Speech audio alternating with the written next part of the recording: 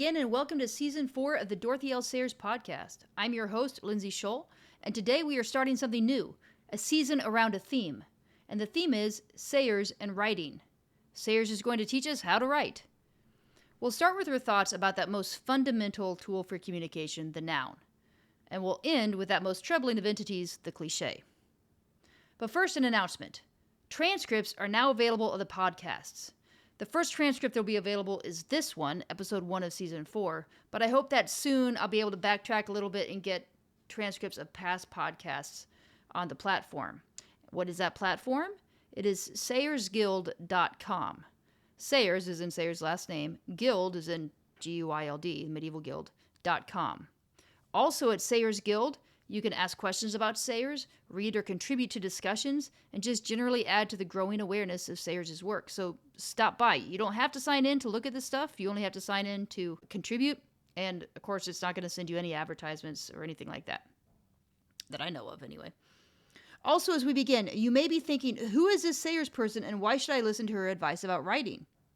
I can refer you to Season 1, the episode entitled Advice on Writing, which overviewed some of the things she did well as a writer, as well as gives a few tidbits of advice. But since you're listening to this episode, I'll say that when it comes to detective fiction, her characters are so well developed, her scenes so realistic, and her insights so memorable that readers return regularly to her novels, even when they know how the plot ends. When it comes to her plays and her nonfiction, she makes massive metaphysical ideas approachable and even likable.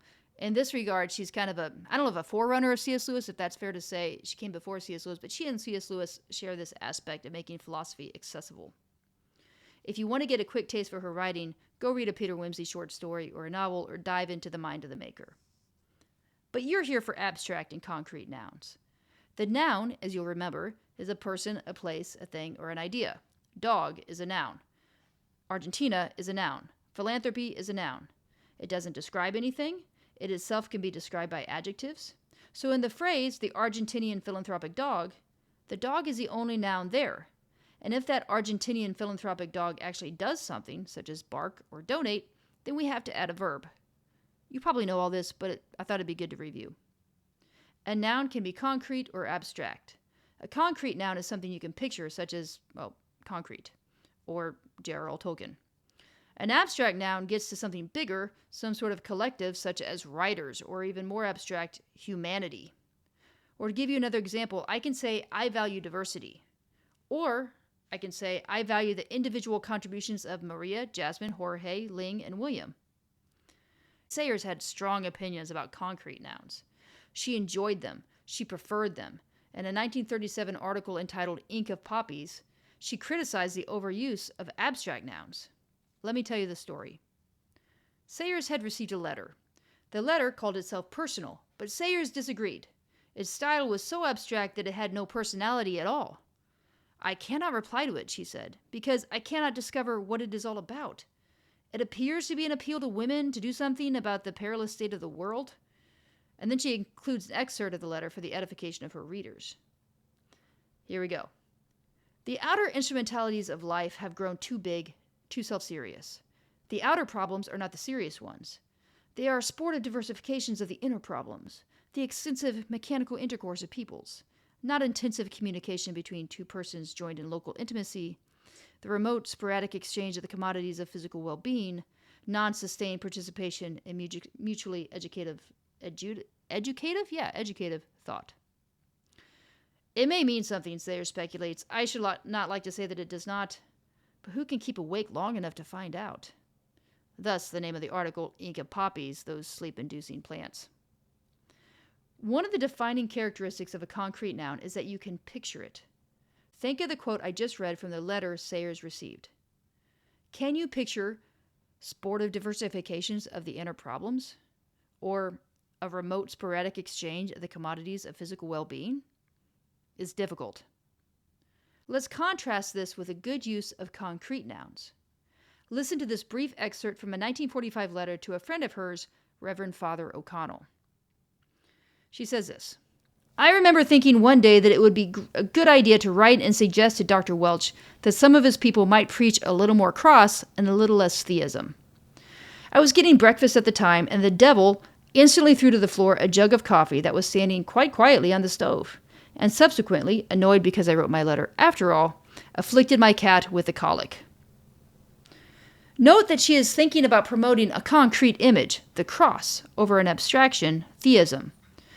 And there's plenty more to visualize here. The cross, of course, but also breakfast, the devil, a jug of coffee on a stove, and a cat.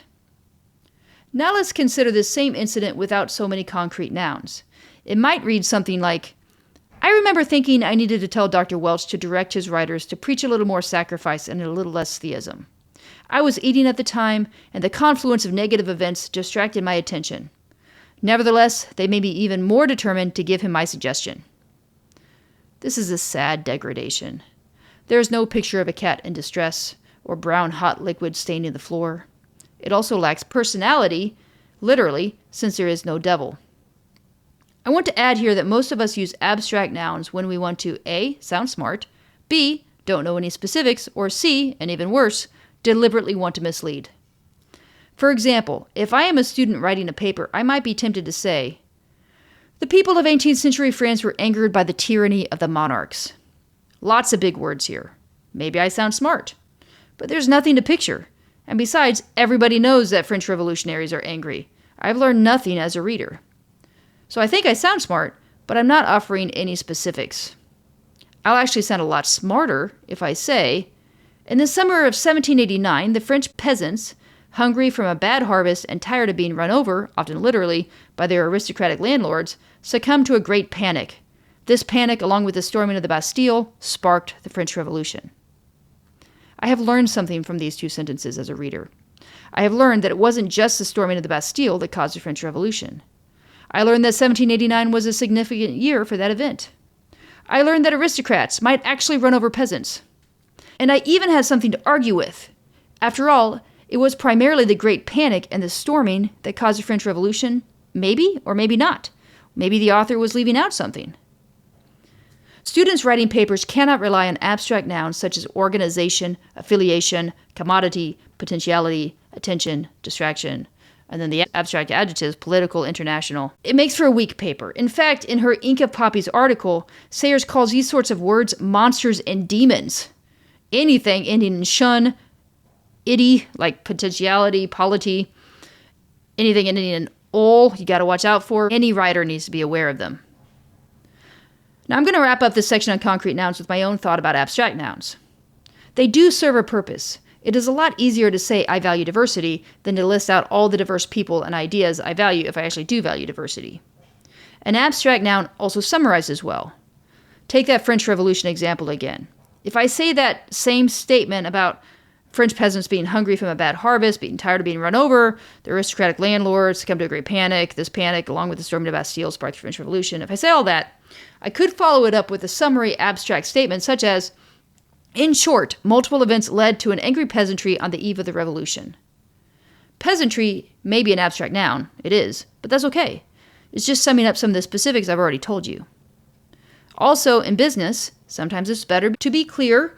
Your delivery of 500 vinyl stickers will be delivered on Wednesday, August 28th. And sometimes you had to be vague. Your needs are important to us. We will assist you shortly. The danger comes when you rely on abstract nouns because you are lazy, you don't know what you're talking about, or you're trying to mislead. Nobody likes hearing that their situation is being handled. We crave concrete answers, specific imagery. And if we writers can give specific imagery, we should. So that's concrete nouns and abstract nouns, from Sayers' perspective and a little bit of mine. On to cliches. Any series on improving writing should deal with cliches, so much so that it's probably cliche to talk about them. But Sayers felt strongly about them, so we'll give them some time here. She addresses a problem with cliches and actually weak words, which they're kind of merged, cliches and weak words, in multiple places, and we'll talk about one of those articles right now. In a 1943 article entitled "Words I Am Weary Of," she asserts that, quote, the expected word has no power to stimulate. It produces only stupor, if it does not lead to nausea or vulgar jeers, end quote. Listeners, think with me about some cliches. Most of us can finish the lines, it was a dark and blank, a blast from the blank, a mind is a terrible thing, blank. These are actually cliche examples of cliches. Almost no one uses them seriously. But in her article, Sayers points out how cliches surface in specific instances. And these cliches appear because people are lazy, they want to be intentionally vague, or the writer just hasn't vetted her writing well. When Sayers wrote the Words I Am Weary of article, World War II had been going on for a few years, and with more years to go. For myself, I tend to think of World War II as a time of excellent rhetoric. After all, it was Winston Churchill's era. But not having lived it, I can easily ignore all the political propaganda and tired speeches that surrounded and pummeled those who lived during the war years. After a while, cries of "careless talks cost lives," "keep calm and carry on," and "never was so much owed by so many to so few" would lose their impact, no matter how catchy they were at the outset. The strength of the propaganda machine was not necessarily good writing. Although I have run across one that said, "Is he killing time or killing Nazis?" And I think that one had a bit of mileage to it. Like everyone else, Sayers was surrounded by posters and taglines and, at a higher level, political speeches. At the beginning of Words I Am Weary of, she complains of the phrase, "all aid to Britain," lamenting that aid is a weak and nonspecific word. The soldier doesn't really want aid, he wants arms and supplies, and you could say he wants bullets and he wants good shoes. What mania, she asks, possesses us to choose a weak word where the strong word is wanted? Ministers are always issuing appeals to workers, women, and other people to come forward and do this or that. Sometimes they are meek enough to call it a plea, end quote. She goes on to say that both plea and appeal are weak words. Appeal can only be strong when it's used to appeal a court case. We can still use them occasionally, but we should know that they are weak. And when commonly used, they, quote, drip through public orations like the irritating recurrent plop from a leaky tap. She then compares words to drugs. Quote, if the dose is continually repeated, it loses effect or becomes a mere irritant. Her article is a short one, only 2 pages and focused almost entirely on political terminology. She picks on appeal, plea, war effort, and complacency. But at least these, she says, are common English words. What happens when words are created on the spot to be even more abstract or vague? What is to be done with, quote, such ugly twin monsters as preparedness and unpreparedness? The friend of our childhood was not known to us as Ethelred the Unprepared. Still less, of course, as Ethelred in a state of unpreparedness. English history scholars, you'll know him as Ethelred the Unready. She's just assuming that knowledge in her audience. And she adds, Hamlet said, the readiness is all, not the preparedness is all. She ends her little article not with a plea or an appeal, but with an imperative summons to vigorous speech. As I said, Sayers talks about cliches throughout her writing, though not always so directly. And this article, particularly because of its brevity and its niche target, British politicians of the 1940s, is actually not the easiest to follow. But it is a nice combination of complaint and solution. For example, instead of suggesting that your political opponent is complacent, you could say he is self-satisfied, or even, she suggests, drowsy. And I would say drowsy would certainly be unexpected, but if you use it enough, of course, it would eventually become cliche. It's fine to create cliches. You just don't want to be the one using them 10 years later. To wrap this up, I've got a question that I would ask Sayers if I could. It seems that sometimes the expected word is used because it's non-confrontational and not memorable. For whatever reason, you want it to be bland. Are there times when the cliche is actually better than the fresh word? Before we close, here are some practices from me to you to consider doing to improve your own writing. For nouns, the next time you write something, pick a paragraph with several nouns, whether abstract or concrete. Replace at least 3 abstract nouns with concrete ones. Consider, how hard was it to do? Did it require research? Did you like the paragraph better after making those changes? For cliches and weak words. In your business or in your academic work or just in your texting, write down 5 words that you are being lazy about. Do you always use the word demonstrate? Or, if you're texting, do you always say something like TBH? What are your personal cliches? And how could you change your writing in such a way that it would get people's attention, hold it, and teach them something remarkable about the English language? Thank you for joining me in this discussion of nouns and cliches, and I want to thank Dr. Janice Brown for giving me access to Ink at Poppies and Words I Am Weary of. To read a transcript, this transcript, or to continue the discussion, join us at the Sayers Guild at sayersguild.com, where you can also read some of Sayers' quotes, you can ask some questions, and contribute to the growing movement of Sayers awareness. Thank you very much, and God bless you.